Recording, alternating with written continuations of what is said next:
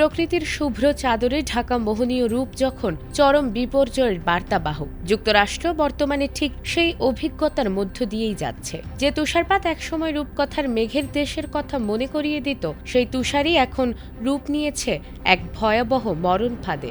New Mexico থেকে England পর্যন্ত বিস্তৃত এক প্রলয়ঙ্কারী শীতকালীন ঝড়ে কার্যত স্তব্ধ হয়ে পড়েছে পুরো দেশ।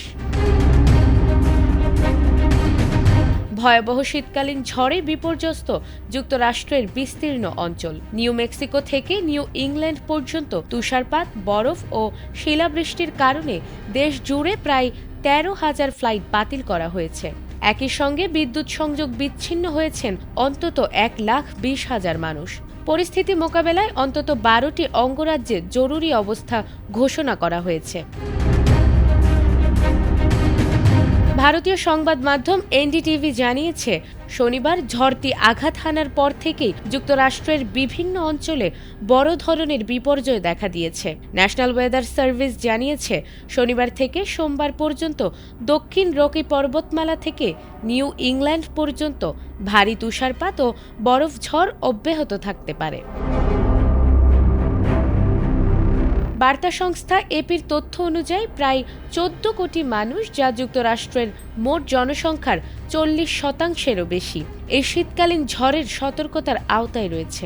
আবহাওয়াবিদ জানিয়েছে, বরফ ধীরে গলবে, ফলে উদ্ধার ও পুনরুদ্ধার কাজ ব্যাহত হওয়ার আশঙ্কা রয়েছে। প্রেসিডেন্ট ডোনাল্ড ট্রাম্প ইতোমধ্যে অন্তত ১২টি অঙ্গরাজ্যে জরুরি অবস্থা ঘোষণা করেছেন। ফেডারেল ইমার্জেন্সি ম্যানেজমেন্ট এজেন্সি বিভিন্ন এলাকায় ত্রাণ ও উদ্ধার দল মোতায়েন করেছে বলে জানিয়েছেন স্বরাষ্ট্রমন্ত্রী ক্রিস্টি নোয়েম। ঝড়ের কারণে টেক্সাস ও লুইজিয়ানায় সবচেয়ে বেশি বিদ্যুৎ বিপর্যয় দেখা দিয়েছে। বরফের ভারে গাছ ভেঙে বিদ্যুৎ লাইন ছিঁড়ে পড়েছে বহু এলাকায়। ফ্লাইট চলাচলেও ভয়াবহ প্রভাব পড়েছে। ডালাস, শিকাগো, আটলান্টা, ওয়াশিংটন ও নিউ ইয়র্ক সহ প্রধান বিমানবন্দরগুলোতে ব্যাপক ফ্লাইট বাতিল হয়েছে। আবহাওয়াবিদরা সতর্ক করেছেন, কোথাও কোথাও ক্ষয়ক্ষতির মাত্রা হারিকেনের সমান হতে পারে। অন্যথায় পরিস্থিতি আরও খারাপ হওয়ার আশঙ্কায় বাসিন্দাদের ঘরে থাকার আহ্বান জানিয়েছে প্রশাসন। নাজমুন নাহার জান্নাত, এটিএন বাংলা।